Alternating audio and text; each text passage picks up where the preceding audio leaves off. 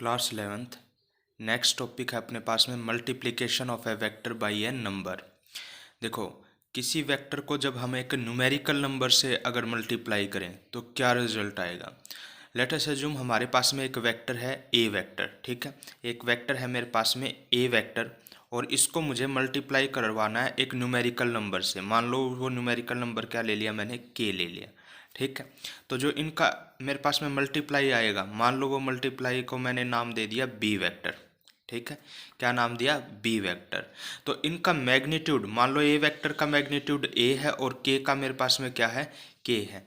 तो जो B vector आएगा मेरे पास में यहाँ से जो रिजल्ट आएगा वो आएगा दैट इज के इंटू में ए, ठीक है। नॉर्मली जैसे हम मल्टीप्लाई करते हैं वैसे ही, इसके अंदर में कोई चेंज ज़्यादा आएगा नहीं, ठीक है। तो जब हम न्यूमेरिकल वैल्यू से किसी वेक्टर को मल्टीप्लाई करते हैं तो नॉर्मली जैसे मल्टीप्लाई करते हैं उसी तरीके से करेंगे, ठीक है। ये आ गया अपने पास में रिजल्ट। नेक्स्ट चीज, अगर ये k की वैल्यू अगर पॉजिटिव हो, ठीक है, k की वैल्यू जो पॉजिटिव हो तो ये जो मेरे पास में रिजल्ट आया है b वेक्टर, उसकी डायरेक्शन सेम रहेगी किसके, a वेक्टर के।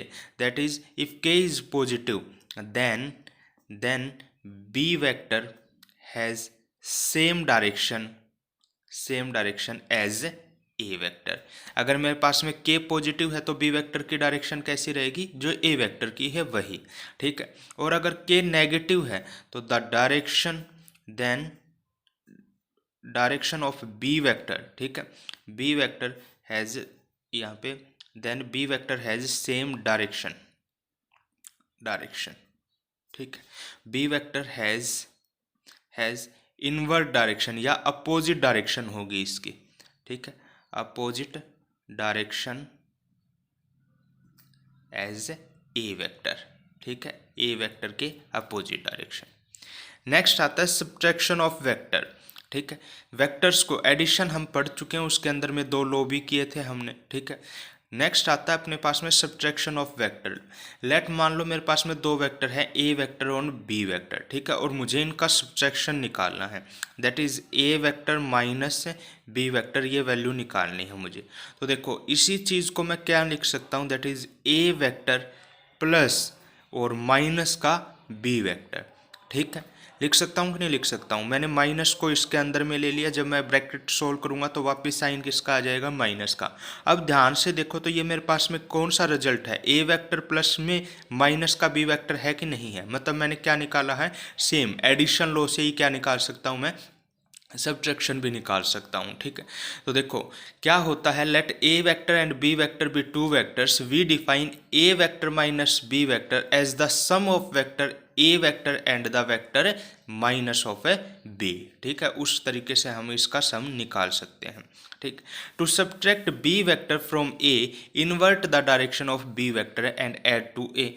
मान लो मेरे पास में बी वेक्टर को ऐड करना है, ठीक है, किसके अंदर में, ए वेक्टर के अंदर में। तो देखो कैसे निकालते थे हम पहले, ये पॉइंट है, इस साइड में मेरे पास में क्या है, मान लो ए वेक्टर है इस तरीके से, और इस साइड में मेरे पास में क्या है, मान लो बी वेक्टर है, ये है, ठीक।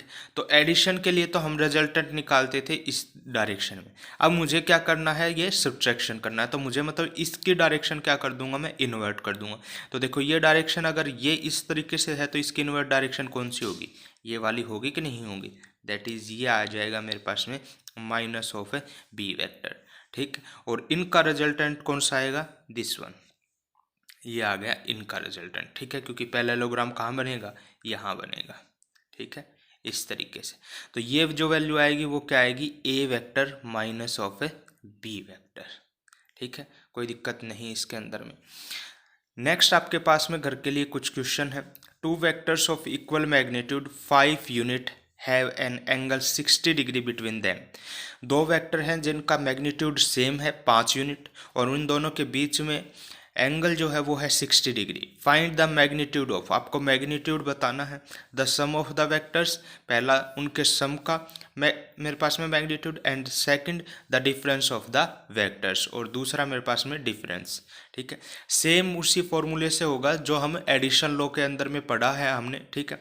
बस नेगेटिव वाले के अंदर में, जो सब्ट्रैक्शन वाले के अंदर में क्या हो जाएगा, साइन चेंज हो जाएगा।